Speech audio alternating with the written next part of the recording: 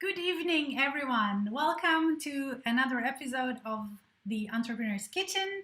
I'm really happy to be hosting Nancy Nemes tonight at the Entrepreneur's Kitchen. Our format, it's going to be like every night, we will have three simple ingredients together with Nancy, and we will prepare a simple meal, simple dish, or maybe a drink. I don't know yet what she's going to be doing, and talk about important topics. And tonight's topic is around artificial intelligence and diversity.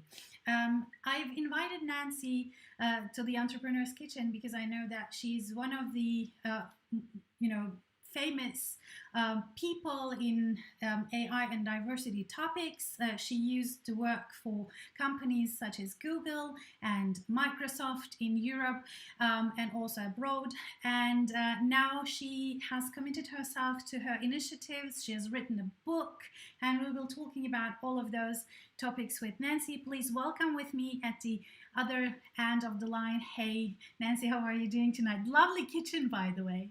Hey, Seda, I'm so excited to be here. Thank you for having me. This is exciting. I'm just excited. I listened to you playing the piano, so there is no better connection to me than piano and high tech. So excitement. Oh, really? Okay. Yeah. How come? well, Well, because there. Oh, sorry. If you look artificial intelligence, there is art in artificial, right? Yes. So all forms of art, and if we want to make it useful to people, we need to find the art piece in it. I think that's a super important part, which also has art in it. Well, Nancy, I'm really, really happy that you've joined me today because I know that you're really busy. You have had your, Zoom calls right before we started. You just ended one with the States.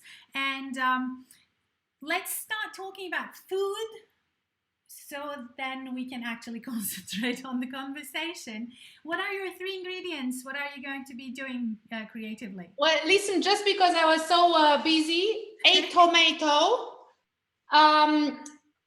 basilicum, basil, and we can add an avocado, but we will do a mozzarella caprese tonight. So mozzarella, tomato, avocado, and basilicum.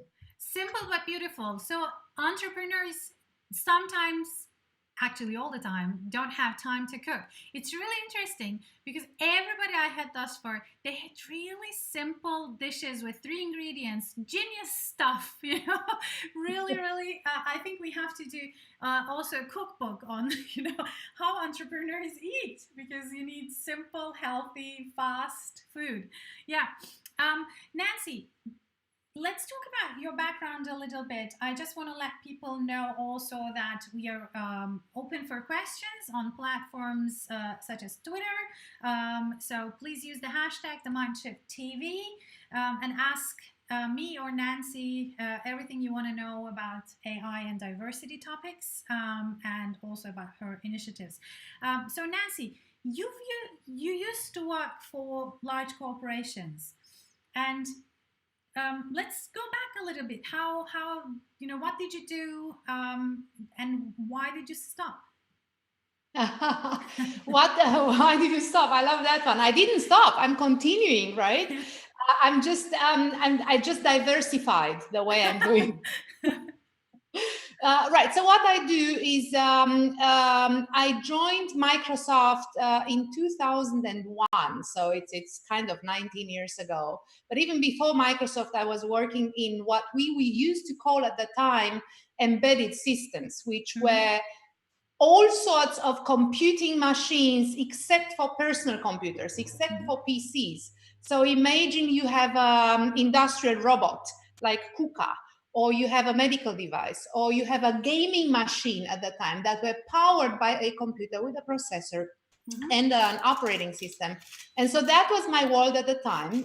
And the first job at Microsoft was that I was the product manager for Europe, Middle East, and Africa to run their Windows embedded programs. And so that at the time meant what we call today Internet of Things. You know, we were speaking smart homes already 20 years ago. Smart home is nothing new, nothing of today, right? We were having a smart watch, which Bill Gates was talking about in 99. I launched in 2003 a smart display, which was almost like the predecessor of the iPad, way before the iPhone even was invented, right? And it was a wireless monitor. And so our job, and my job in particular, was to make all this technology available to people in Europe and to help people enhance their lives, you know, by having access to technology quicker, faster, more reliable, real-time information in a quick way, you know, and to connect between devices to simplify their lives. So that's how I started at Microsoft, and then I had a long, beautiful, amazing career for about 15 years. Of which I spent 6 years in Seattle, Washington. The headquarters of Microsoft is in Redmond, which is a city on the other side of the beautiful Lake Washington. So for those of you who haven't been in Pacific Northwest, I can only recommend, especially after 4th of July when it's not raining anymore. Yes, important insider insights. Yeah, because Seattle is pretty well known for a lot of rain, but Yeah, for absolutely. some divine reason, which I can't explain, on the 4th of July every year, the rain stops, and then you have the most paradisiac weather in the whole world. Wow. And because it's raining all the time, it's also called Evergreen State. And so I Okay. spent 6 years in the Evergreen State. Yeah. And what did you do at the headquarters? What's that? What How? What did you do at the headquarters? Right. So at the headquarters, I actually, you know how you do these things, like a little adventure. You think you go for 2 years, but then it turns to be 6 years. Yeah. So my first job was to run a project that was driving the business value of existing products into enterprise customers. Then I actually got another job to run an enterprise and partner group globally and to run sales enablement for them. And then the last job was to set up a distribution channel for Microsoft hardware in South America and North America. Awesome. So really just had 3 different jobs in 6 years, which I've learned so much. I am so grateful. You know, I can't even say how much you really learn by just doing different things, of course, right? Yeah. And then Google hired you. And then Google was, many years, there were a lot of attempts to come together. And at some point, Google said, well, we are setting up a Google hardware team, and we need someone to lead that in Central Europe, which encompasses Germany, Swiss, Austria, the Benelux countries. And so when I've heard Google hardware, I thought, this is my world. Like, what is that Google hardware? I didn't know Google makes hardware. And so it turned out there were a lot of the new devices like Google Home, which are powered by artificial intelligence. It's a natural language processing device, similar to what Alexa does, with the opportunity to act as your assistant in general. And so that was one of our products, or the Pixel phone, launching the phones that Google was bringing to market for the first time under the Google brand. So, and more, the Nest cameras, the Chromecast devices, which is a streaming media device. Yeah. So that's really exciting. And but in the first place, how did you actually become interested in the high-tech industry? Because since your passionate topic today, your topic of passion is around also diversity, I can imagine that your offices were not necessarily equally with men and women, but probably in hardware, especially in technology hardware, you probably had more colleagues than female colleagues, Oh maybe. yeah, oh yeah, yeah. But I have to say, like, first of all, how I came in touch with technology was more or less not planned. I Mm. am someone who loves planning. I love lists and plans and Oh, Excel. you would get so good, well along with my husband. Yeah. So yeah, so that's a little bit painful with my planned life, like planning every second in my life. And I do this since ever. Even as a teenager, I had to have planned parties. I would create the menu with a list, stuff like that. And so, because of these planned events in my life, you would think that you can plan all your life, which is a very big mistake to think. And so high tech came about very realistically, very pragmatically. I had a choice after finishing my studies, because between working in the fashion industry for Escada, which is a company, used to be a German company, is not anymore, and a company that was a partner of SAP. And so, I was thrilled and excited about Escada. On the other side, I looked at the intellectual challenge that SAP would provide, and not understanding what they're talking about. And then I also decided, based on the package they offered, because I was Mhm. just finishing studies, and it was important. Like, for me, it was always important to be rewarded for the work you do in a Mhm. proper way. And so there was Yeah. a pretty big difference, and I decided to go to high tech. And all of a sudden, I started to love it so much that I was really, and when I moved to Microsoft, that for me was like a new world of opportunities. I cannot go back from that industry anymore. Yeah, that's exciting. And but then now, I mean, you stopped working for big industry and you started your own journey. Let's talk about that a little bit.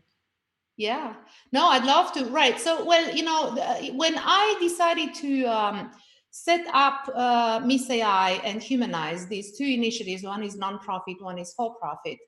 I was, as you said before, first of all, diversity and inclusion, diversity goes well beyond gender diversity. Mhm. But if you look at the gender piece, I never really was. Um, Bothered by the fact that I was the only woman in the room, Mhm. ever, because I never had a reason to be bothered about that. In fact, many times I didn't even see that I was the only woman.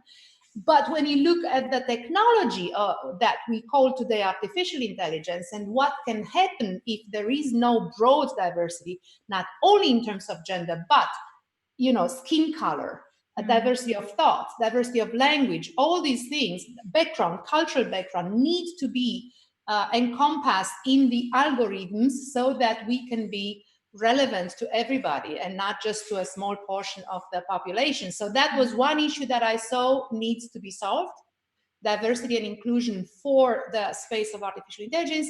The second issue is, clearly the workforce will change a lot. Skills Mhm. and what people will do in future as they work together with machines, and you can call Mhm. machine a piece of software or a piece of hardware or together. um, the skills will be dramatically different of what will be needed in future. So I want to help solve that. And the third issue is data. What happens with Mhm. my data? How do I ensure it is secure? It belongs to me. It is democratized. And so you have this whole aspect of data privacy, data security. So these three big issues, I thought, need to be put under one umbrella, and we need to actually go out there and explain to people how they can contribute, so they make this for the common good. And how can they contribute? Well, people will have to contribute, I would say, right? So Mhm. first of all, regardless of age and part of the world you're coming from, you have to be ready for this new digital world, right? So you Mhm. need to acquire the skills that will be demanded in future. So to give you a very classic example, right? Today we still have cashiers at the Mhm. supermarkets, right? Mhm. That's a very repetitive, very boring, and very annoying kind of work. Nobody can say, I love the work I do. right? Uh, Yeah, so it's probably difficult. it's very difficult to say I love to pass all these things through that machine, right? So very soon that will be replaced with automated machines that Systems, will yeah. do the job for you. So all the people that do those jobs, or take classic example, the truck driver. If we really automatize cars, then what do we do with these people? What kind of skills do they need to learn? I'm not saying they will turn into computer programmers and Mm. program robots, but I'm saying we can work, and there are many, many different ways worldwide, and the large companies are providing a lot of great tools and resources and learning to Mm. help people understand how is my life going to change. But that's for the older people, right? For the young people, the school system needs to adapt completely. And I think this COVID crisis is helping tremendously in all the sadness and drama that it is creating. Mm. It has this piece of forcing change so that we Mm. get ready for the new times without having too many downsides to it. Yeah, but on the other hand, I mean, don't you worry that if we don't really rush and implement some of those ideas you're talking about, bringing diversity, bringing inclusion, democratizing the access to technology for more people in the world, everywhere actually, because this crisis in which we are right now, it shows, I think, perfectly more than anything ever before that if you are not already in the digital realm, you're being left behind. Yeah, well, and so it shouldn't just be the digital piece, right? Yes, you will be left behind in certain areas, and because this technology will impact many, many different areas, that's true. But there are also areas like yours, for example, the art world, Mm. where you will never be able to replace human creativity. So, but yes, there will be probably machines that will try to play a piece by Bach or Mozart, and will play it. You can program them today. There are companies that are doing this today. Yeah. I don't know if you've heard about Deep Bach, right? Mm. Deep Yeah. Bach is a company in France who is actually creating an algorithm that is replicating the Bach pieces to perfection. So you don't know if it's human or not, right? Yes, So there absolutely. will be still many areas, the areas where you require human creativity. And I wouldn't call it left behind, because it's not that someone will be left behind. In my opinion, it will be that we are transforming the way the society works. We are Mm. actually including more people into the transformation. So it's not that somebody will not be able to benefit from the changes. I think if you look just in the medical healthcare sector, there will be huge progress. And so if you look at the world from a perspective of, maybe I'm not making it, of course, that for me is a no-go. But I think our mindset has to change into how can I contribute? What's in it for me? Mm-hmm. And what do I need to do to be successful in this? And make it your friend. So the technology is actually here to serve us, and we shouldn't be afraid of it, right? Absolutely, but at the same time, don't you think that, while we're thinking that technology should be serving us, actually people who have little or no understanding around how technology works, how data works, is actually serving the technology. Our personal data, a lot of things we willingly are giving away to a handful of larger companies who are very good in technological advancements, such as the companies you've worked for before. So aren't you afraid, or how do you think about this issue, around all this data monopolies? Okay. Yeah. So you have it's a big question with a couple Mm. of different answers to it. First of all, let's be clear, right? Okay. So first of all, I want to take afraid out of the of the sentence. I'm not afraid at all, because I understand what's behind. I think everyone can understand what's behind, and there is a very simple way to do it. And I'll give you one resource which I love, which is called Elements of AI. It's an Mhm. online course, so you learn about AI. You see it's mathematics, it's algorithms created by people, by humans. So that's why we shouldn't be afraid. We should start to try to understand Yeah. And so that's one.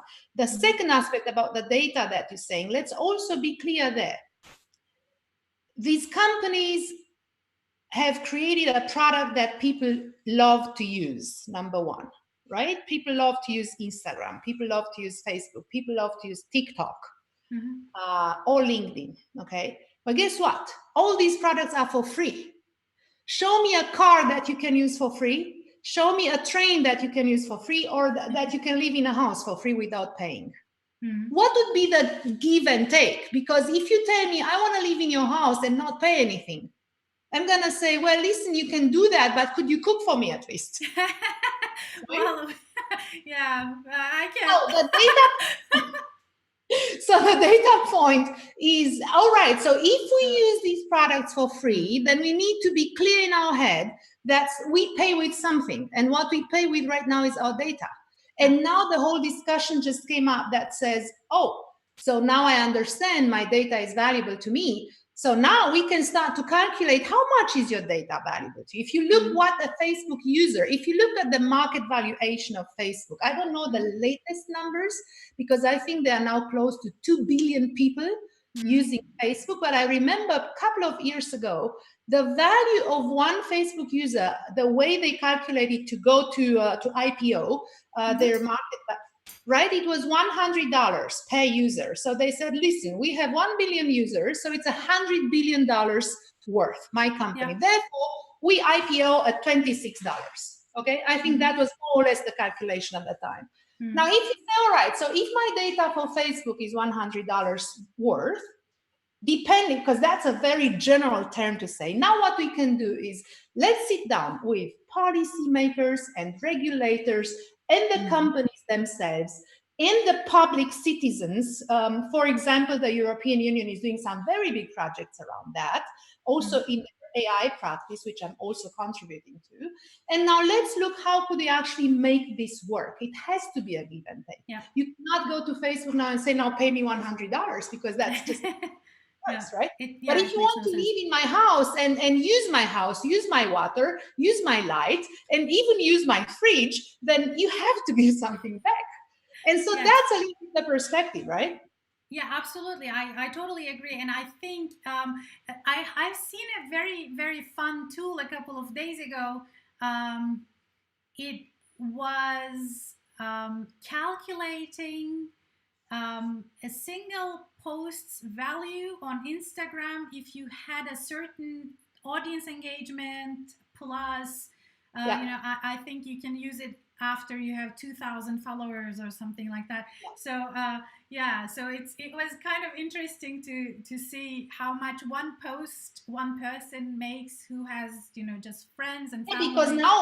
Because what happens now, YouTube is now paying. That's why everybody wants to be influencer today, because people think they can become millionaires. But this is just like with startups. 99.9% of them will not become millionaires because they are influencers, right? So you're right. So marketing creativity and marketing in general is a very big area, and we can calculate the value of everything, right? Yeah.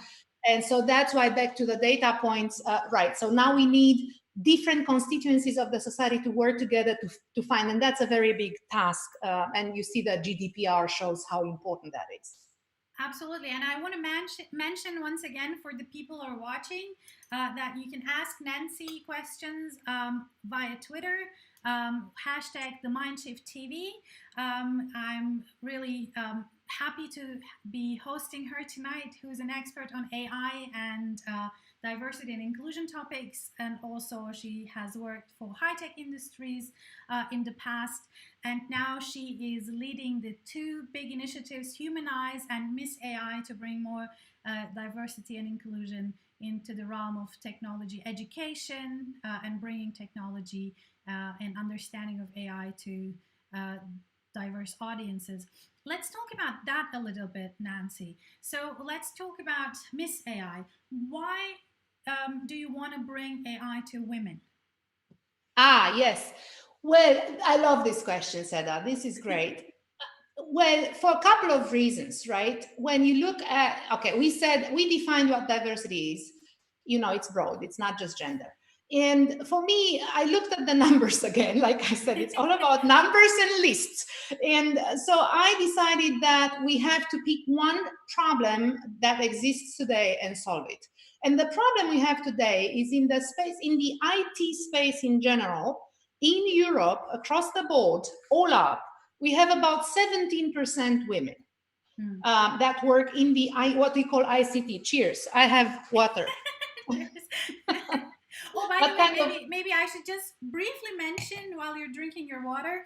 So I'm doing a corn salad with garlic yogurt, which is a super starter. You look at this. So it's yogurt Mm. and corn salad and some salt.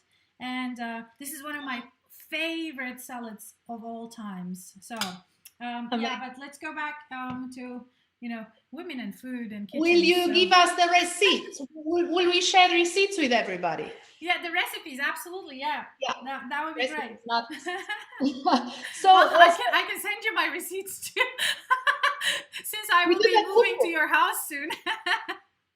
for free. So you'll have to cook. Absolutely, send me the recipes, receipts.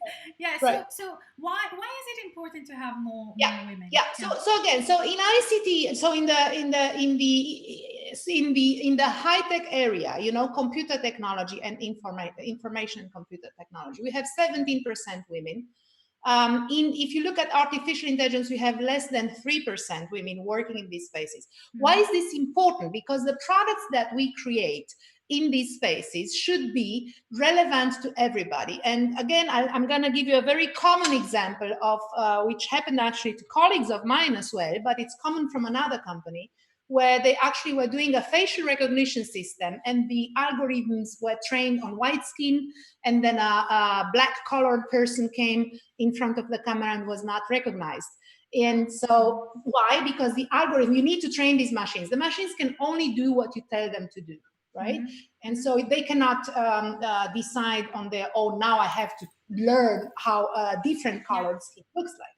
And so if you want to alleviate bias, if you want to be all inclusive and create products that are general for everybody, but just if you want to reflect what's happening in the society, it happens 50% women, 51 in fact, and 49% men, right? So why not reflecting that in this area? But you can say, of course, we want more men in women dominated areas, right? We could turn this around and say we could have actually a lot more men that are cosmeticians, that do facials. Why not? Because that's a very much female dominated area right now. If you're a guy and you go to get a facial, usually it will be a woman. What if you want the guy to do that for you instead of a woman? So I think it's a broad conversation around what we basically do for the society, and in technology it's crucially important to have all areas represented. And all the large companies have very, very big initiatives in basically driving diverse and inclusive workspaces. So there is a lot more diversity, as you know. It's coming into the boardroom, as you know. It's coming into management layers, sometimes with more or less success, right? Yeah. It's also coming at the middle management layers. So, But I want to ask a slightly controversial question around this, because I've also heard similar questions being asked in larger conference settings when people were talking about diversity and inclusion. And I remember this, and this question was really touching. I remember hearing it, and somebody said, but if everybody who is in the room, male, female, Indian, Asian, Caucasian, doesn't matter. If everybody in the room has a similar background, which happens to be the case in most of the cases in larger corporations, and because you kind of try to gather people together around a certain culture, around a certain mindset. So you ask for certain educational background. No wonder that a lot of American companies are in the Bay Area or in Boston, Massachusetts. So if you have a lot of people with different skin color, different gender, but from the same institutions, educated similarly, have the same mindsets, speak the same languages, can you then still talk about the diversity? Because I believe that true diversity is, it must be something else than that. Yeah, and so that's a good point. I think that's changing. I also think we need to differentiate between large corporations and medium and small size. We also have to differentiate where you are sitting. For example, in Berlin right now, it's one of the most diverse cities in the world. So you will find very diverse teams also in startups. The large corporations, for many, many, many years, probably as long as 15 years or longer, probably more than that, are having a very big focus on diverse teams. So in my teams, there was never, so for example, at Microsoft, at Google, at Amazon, Facebook, all of these companies are hiring people from multiple backgrounds. And I'll give you an example. For example, a lot of software engineers are Indians from India, or Romanians or Russians, because those are some of the best schools for programming. But it doesn't mean they only have Indians in a team. So you will sit in a meeting room of 10 people, very often with 10 different backgrounds, right? So you Romanian, the other one is Indian, the other one is English, the other one is German. Everybody speaks English. That's what unites. It's the language. So I think it's absolutely not right. The other thing is more and more companies hire very diverse backgrounds. So for example, in Microsoft, I have many colleagues that are teachers and are now selling software or marketing software. Coming from a teaching background, it's very good because they're good listeners. They have a lot of educational motivation and all that. So they're great in sales and in marketing. They also, all these companies hire anthropologists. A good friend of mine from Microsoft, she's a neuroscience graduate from Cambridge, Victoria Kimonides. I love her. So it's neuroscience, it's anthropologists. They now also hire people without a high school university degree. Right? Yeah, I think Google was one of the first companies to even get rid of asking for a diploma, right? Yeah. Exactly. And I know for many years, probably as long as 18 years, that I know that Microsoft is hiring anthropologists. So does Google. So Google hires science fiction writers who are now helping in their, strategies, around AI, not just Google, Salesforce. Salesforce hired somebody to be their chief ethical officer for ethics, just to run that piece to make sure that everything is unbiased and basically responding to specific ethical principles that they want to So the outline. transformation is coming into the industry. Yes, very much so. And then, but to your point, this is an industry that is, on the edge and modern and all that, but not all the industries are like that, and not all the countries are like that. So that's a good role model that I think the United States is bringing. But if you are, let's say, a textile manufacturer in Stuttgart in Germany, you may not have access to all the diverse people. So what do you do, right? If you want to create diversity, well, in that case, you really start to open up mindsets, for the diverse thinking. And that's a very big cultural shift, because changing mindsets takes time. Absolutely. And I'm just cutting the mozzarella now to put it Yeah, on. perfect. I'm done with my salad. Oh my But God! let's talk about the book. You wrote a Yes, book. I It's did. called the Proust Questionnaire. What does Yes. that even mean? I love it. All right. So Proust, Marcel Proust, was a French novelist. And he basically is very famous for many things, but one of them, for what he's famous, is the questionnaire, which is a set of questions he answered for a friend of his when they were very young. And those questions were questions around life in general, like, what do you appreciate most in the character of a woman, or what's the virtue you most admire in somebody? That kind of life questions, a bit philosophical, a bit general life questions. And so when one day, actually, I was playing around last year with a friend of mine from Paris, who is a veteran in artificial intelligence. His name is Dennis Rothman, and he's somebody who is an author in artificial intelligence, a programmer, but also has a very big philosophical mind. And I told Dennis last year, it was a rainy day in Berlin. It's how I actually put it in my book. And I told Dennis, a crazy idea came to me. Yes. When you look at the word questionnaire, if you Yeah. write it capital AI, that could be artificial intelligence, but otherwise it's just questionnaire, like questions. So I said, I want to replace the questions in Proust's questionnaire, which are about life, with questions about artificial intelligence. So you will find, and I said, I'll send it to you. Do you want to answer these crazy questions? Send it back to me. I think it took him like 2 hours. He got excited. He sent it back. I was so happy. I posted on my blog, got so much resonance. And then you have questions like, for example, what is your current state of mind as related to robots? Or another question is, does artificial intelligence exist? So I came up with 22 questions, and then I sent them to 22 experts, of which 11 are women. So 50% gender parity. Well done. And these people are from 14 countries. So you got the whole diversity that you want.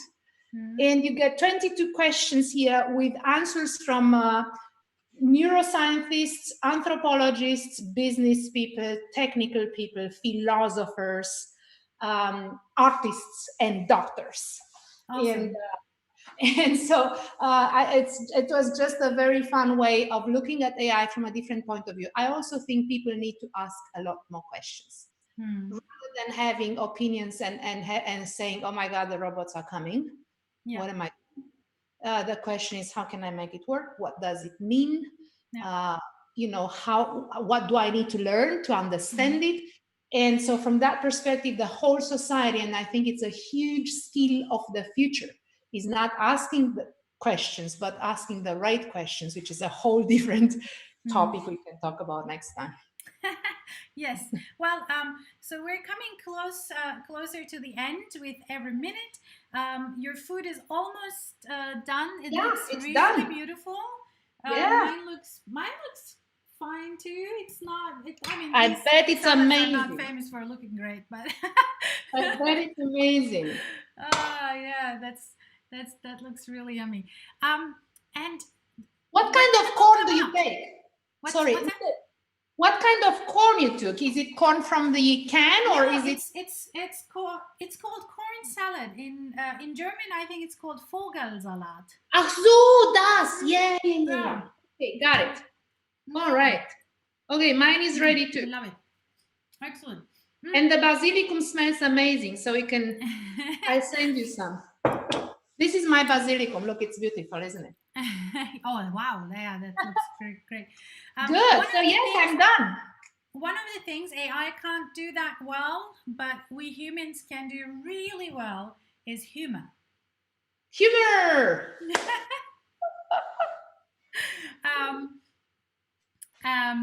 So do you have a joke?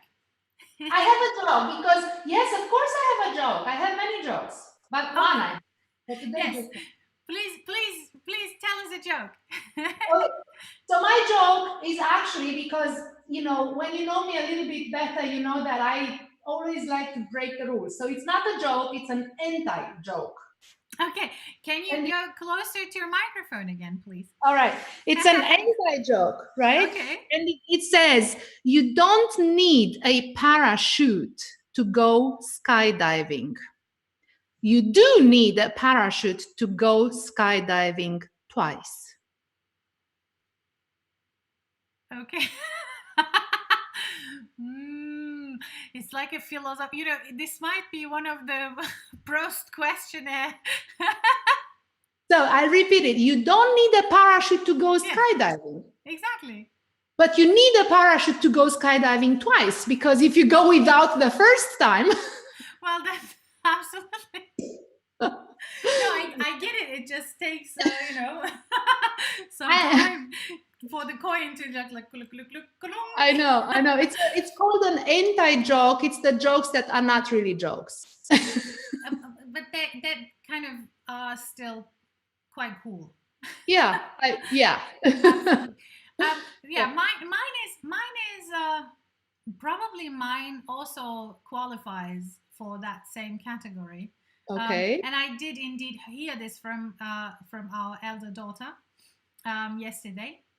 And so a little girl comes to a pet shop and says, "I want to have a rabbit."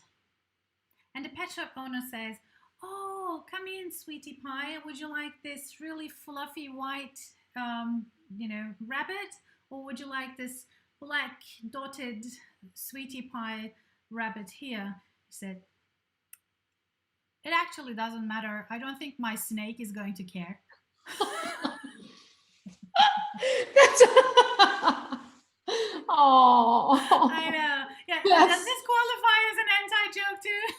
Or maybe a sarcastic joke. I maybe like a British joke. I don't know. But it's funny. Yeah, it's funny.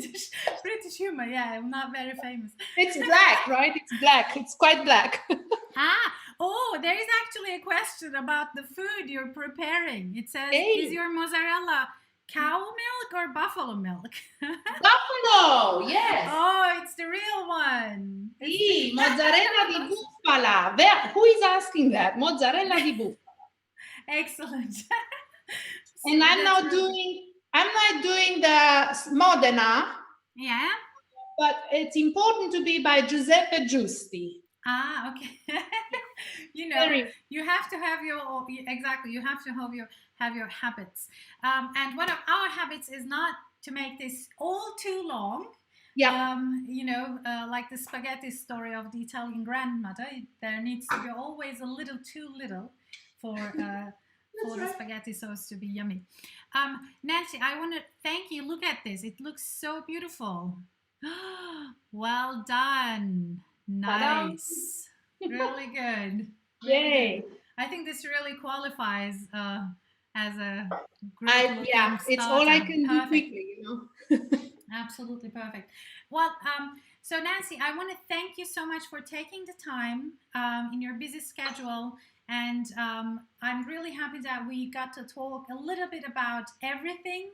Your corporate background, your transformation, your personal transformation process, your initiatives, Humanize and Miss AI, about bringing diversity and inclusion into technology to democratize it, to make it more accessible for larger audiences, to join in, to own your data, understand how technology works.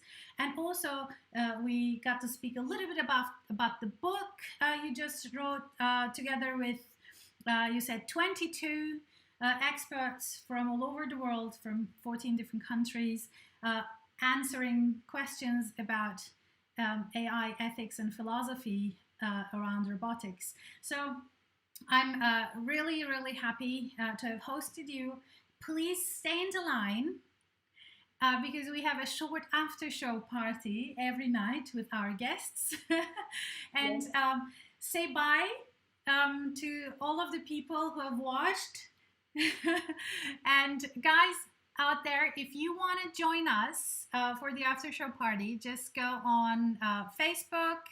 We'll be posting the link to the Zoom call.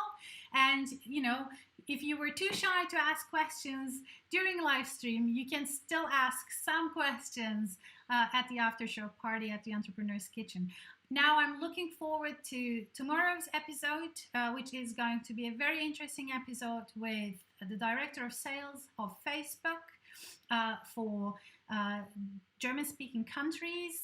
Marielle Schröder is going to be joining us. I'm really happy to be hosting two female entrepreneurs, two female executives at this week's Entrepreneur's Kitchen. And see, we kind of do all of these things with such an ease. And I must admit, Nancy's plate was one of my favorites of all times. Thank you so much, Nancy. Have a good night, and bye-bye to Berlin. Bye. Thank you, Seda. This was fun. Thanks.